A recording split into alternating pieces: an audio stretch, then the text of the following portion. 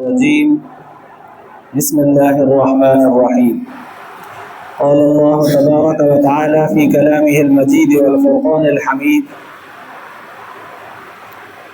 ألا بذكر الله تطمئن القلوب صدق الله العلي العظيم درود شريف پڑھو اللهم صل على سيدنا وسندنا وحبيبنا ومولانا محمد النبي الأمي وعلى آله وبارك وسلم عليه بعدد كل معلوم لك دائما أبدا اللہ تبارک و تعالی قرآن پاک جے ان آیت کے ذریعے انسان ذات کے ایکڑو سبق سکھاریو ہے تو دنیا کے زندگی میں جیکڈیں تواں خوش رہنا چاہو था मुतमइन थी करे ज़िंदगी गुज़ारण चाहियो था तो अल्लाह जो ज़िक्र कसरत सां कंदा कयो। अल्लाह जे ज़िक्र सां दिलियूं ज़िंदा थींदियूं आहिनि। पोइ अल्लाह जो ज़िक्र चइबो छा खे आहे? हिकिड़ो त ज़ाहिरी ज़िक्र आहे ला इलाहा इल्लल्लाह। उलमा मुहद्दिसीन लिखियो आहे त क़ुरान पाक जी तिलावत बि ज़िक्र आहे, इस्तिग़फ़ार करणु बि ज़िक्र आहे, हुज़ूर अलैहिस्सलातु वस्सलाम जे मथां दुरूद शरीफ़ पढ़ण बि ज़िक्र आहे, चङाई करणु, चङाईअ जो ॾसु ॾियणु, ज़ुबान सां हर सुठी ॻाल्हि चवणु, इहो बि ज़िक्र आहे। त दिलि ज़िंदा रहंदी आहे अल्लाह जे ज़िक्र सां ऐं उनजे उबतड़ वरी गुनाहनि करण सां दिलियूं मुर्दा थींदियूं आहिनि।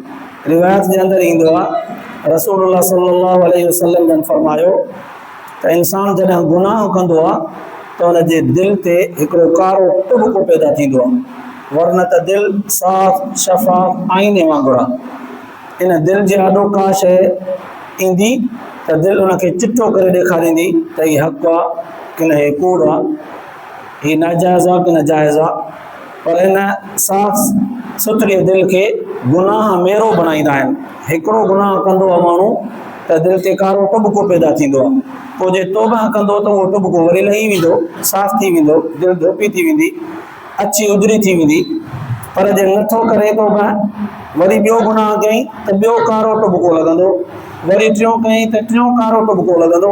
ईअं आहिस्ते आहिस्ते आहिस्ते गुनाह कंदो वेंदो, दिलि ते इहे टुॿिका नुक़्ता लॻंदा वेंदा तां त दिलि कारी थी वेंदी। जॾहिं दिलि कारी थी वेंदी आहे पोइ उलमा मुहद्दिसीन लिखियो आहे उन ते नसीहत असर न कंदी आहे। इहे दिलियूं गुनाहनि में इंसान खे वधीक सोच फ़िक्र में मुब्तला कंदियूं रहंदियूं आहिनि, छो त इन्हनि दिलनि खे इंसान पाण मुर्दा बनाए छॾियो आहे। इहा मुर्दा दिलि सुथरो सुजाॻ न थींदी आहे। तॾहिं त कंहिं शख़्स हज़रत हसन बसरी रहमतुल्लाह अलैहि वटि अची करे शिकायत कई, ग़ालिबन उनजो मुरीद हूंदो या उनजो सोबत याफ़्ता जेको उनजे सुबुह शाम दर्स में विहंदो हो। बुज़ुर्गनि लिखियो आहे त हिकु शख़्स हज़रत हसन बसरी रहमतुल्लाह अलैहि वटि अची करे शिकायत कई त साईं तव्हांजो दर्स बि ॿुधूं था, तव्हांजे ज़िक्र में बि विहूं था, तव्हांजूं नसीहत भरियूं मजलिसूं ऐं महफ़िलूं बि तव्हांजो ॿुधूं था, पर असांजे दिलि ते असरु नथो थिए। शायदि असांजो दिलियूं कारियूं थी वियूं आहिनि, अलाए असांजो दिलियूं ग़फ़लत में सुतियूं पियूं आहिनि, दिलियूं असांजूं निंड पियूं आहिनि, अलाए छा ग़फ़लत जी निंड सुतल आहिनि, ॻाल्हि असरु कोन थी करे।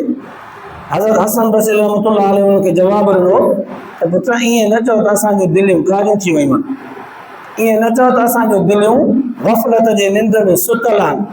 असांजूं दिलियूं सुतल न आहिनि, मुअल आहिनि। नसीहत जो असरु नथियूं क़बूल कनि त ईअं सम्झो दिलियूं ग़फ़लत में सुतल न आहिनि बल्कि मुअल आहिनि। चई साईं इहो कीअं? मूंखे सम्झ में न आयो। हज़रत हसन बसरी रहमतुल्लाह अलैहि हुनखे मिसाल ॾेई सम्झायो। हिकिड़ो माण्हू सुतो पियो आहे, सचपच निंड अथसि, हाणे उनखे सॾु कबो आहे, जाॻाइबो आहे, न जाॻंदो आहे, पोइ उनखे वठी करे झंझूड़बो आहे, धूणा ॾिबा आहिनि, लोॾबो आहे त उथी पवंदो आहे। पोइ वाइज़ ऐं नसीहत क़ुरान ऐं हदीस इंसान खे ईअं झंझोड़ींदो आहे, धूणा ॾींदो आहे, ग़ाफ़िल सुतल इंसान खे जाॻाईंदो आहे। जे जाॻी पियो त पोइ सचपच ग़फ़लत में सुतल हुए, जाॻियो आहे, पर झंझोड़ण सां बि नथो उथे न त इहो सुतल न आहे, इहो मुअल आहे। असांजूं दिलियूं जेकॾहिं नसीहत जो असरु क़बूल कनि थियूं, क़यामत जा क़बर जा वाक़ियात अल्लाह तबारक व तआला जी कावड़ गज़ब जूं ॻाल्हियूं ॿुधी जेकॾहिं दिलियूं लुॾी थियूं वञनि, अल्लाह बि ज़िक्रिल्लाह तत्मइन्नुल क़ुलूब सां गॾोगॾु दिलियूं जेकॾहिं लुॾी थियूं वञनि, जुंबिश में अची थियूं वञनि, त पोइ सचुपचु इहे दिलियूं गाफ़िल हुयूं, हाणे जागियूं आहिनि। पर जेकॾहिं इहा कैफ़ियत नथी थिए त पोइ दिलियूं मुर्दा आहिनि। इहे मुर्दा दिलियूं जंहिं जिस्म जे अंदरि आहिनि ऐं उहे जिस्म जे क़बरुनि में दफ़न थी विया, त पोइ उन्हनि क़बरुनि जो हशर बि ॾाढो ख़राबु आहे। तॾहिं त बुज़ुर्गनि लिखियो आहे, ही ज़मीन, ही आसमान, ही चंद सितारा ऐं ही समुंड अल्लाह तबारक व तआला खे बार बार मिनथू कंदा आहिनि। माण्हुनि जे गुनाहनि, बुछड़ाइनि, बुराइनि खे ॾिसी करे ज़मीन चवंदी आहे, रब साईं तूं जे धरतीअ ते रही, तूं जो खाइनि पीअनि, नाफ़रमानी कनि तुंहिंजी, मूंखे छॾ त हिननि खे ॻीही वञा। आसमान चवंदो आहे त तूं जे आसमान जे छत जे हेठां रही करे नाफ़रमानी था कनि, छॾ त हिननि जे मथां किरी पवां, चिभा ॾियां न। समुंड चवंदो आहे त रब साईं तूं जी नाफ़रमानी करे, तूं जो खाइनि पीअनि, तूं जो चवणो न वठनि, छॾ त हिननि खे छोलनि में गोपाटा ॾेई करे ॿोड़े मारियां। अल्लाह तबारक व तआला हिन खे चवंदो आहे, ज़रा थधा थियो, जे तव्हां हिननि खे पैदा कयो आहे, तव्हां हिननि जा ख़ालिक मालिक हो, पोइ त तव्हांखे मोकल आहे। पर जे हिननि जो ख़ालिक ऐं मालिक मां आहियां, त पोइ थोरो इंतज़ारु कयो उन वक़्त जो, उन वक़्त ताईं हिननि खे छॾियो। मुंहिंजा बाना आहिनि, मां ख़लक़ियो आहे हिननि खे, जे मुंहिंजे आॾो माफ़ी वठंदा, इक़रार कंदा, तौबा ताब थींदा, मूंखां माफ़ी घुरंदा, त मां उनखे माफ़ करे छॾींदुसि। जे सफ़ा अहिड़ा थी पिया न, पोइ तव्हांखे मोकल ॾींदुसि। उहो वक़्तु ईंदो, पोइ तव्हां पंहिंजो सॼो ताक़त जो ज़ोर ॾेखारिजो। पर बुज़ुर्गनि लिखियो आहे त जॾहिं को माण्हू क़बर जे अंदरि वेंदो आहे न, नाफ़रमान थी, गुनाहगार थी मरंदो आहे, त क़बर बि हुन सां रिया त न कंदी आहे। हदीस पाक जे अंदरि ईंदो आहे, क़बर हुन जे पासरारनि खे भीको ॾींदी आहे। नाफ़रमान माण्हू खे, नेकोकार माण्हू जे लाइ क़बर कुशादी थींदी आहे। ईअं ई तॾहिं त बुज़ुर्गनि लिखियो आहे, जेको माण्हू ज़िक्र कसरत सां कंदो आहे, जीअं हदीस पाक जे अंदरि ईंदो आहे, मौलाना ज़करिया रहमतुल्लाह अलैह बि लिखियो आहे त 70,000 दफ़ा जेको ला इलाहा इल्लल्लाह जो ज़िक्र कंदो, अल्लाह ताला उन जे क़बर जे अज़ाब खे मिटारे छॾींदो आहे। ज़िंदा माण्हू खे त फ़ाइदो ॾींदो ई ॾींदो, पर मरी वियो को उनखे बख़्शबो न, तब फ़ाइदो थींदो आहे। मिसाल ॾेई वठां, हिकिड़ो यादगार वाक़ियात में हिकिड़े बुज़ुर्ग लिखियो आहे त पुराणे ज़माने में हिकिड़ो आलिम हो, कंहिं ॿारहाड़ीअ जे इलाइक़े में रहंदो हो, खूह जे भरिसां पंहिंजो ख़ीमो लॻाए झूपड़ी अॾे करे उते रहंदो हो। ॿियो हिकिड़ो दोस्त आलिम उन सां जॾहिं मिलणु आयो, ज़ोहर जे निमाज़ जो टाइम बि थियो, त उथिया, वुज़ू कयूं, पर खूह मां पाणी खयूं। महिमान जेको आलिम हो, उन जॾहिं खूह मां पाणी खयो, परते वेही करे वुज़ू करणु लॻो, थोरो पाणी वात में वियो, पी ॾिठईं, त उन मीज़बान आलिम खां पुछणु लॻो, साईं तव्हांजे हिन खूह जो पाणी भला खारो आहे छा? चई न, मिठो हूंदो आहे। चई तव्हां पी ॾिसो। त उन वारे लोटे मां, जंहिं लोटे सां उहो महिमान आलिम वुज़ू पियो करे, उन लोटे मां उन ई हथ में पाणी लप भरे करे पी ॾिठो, त वाक़ई खारो।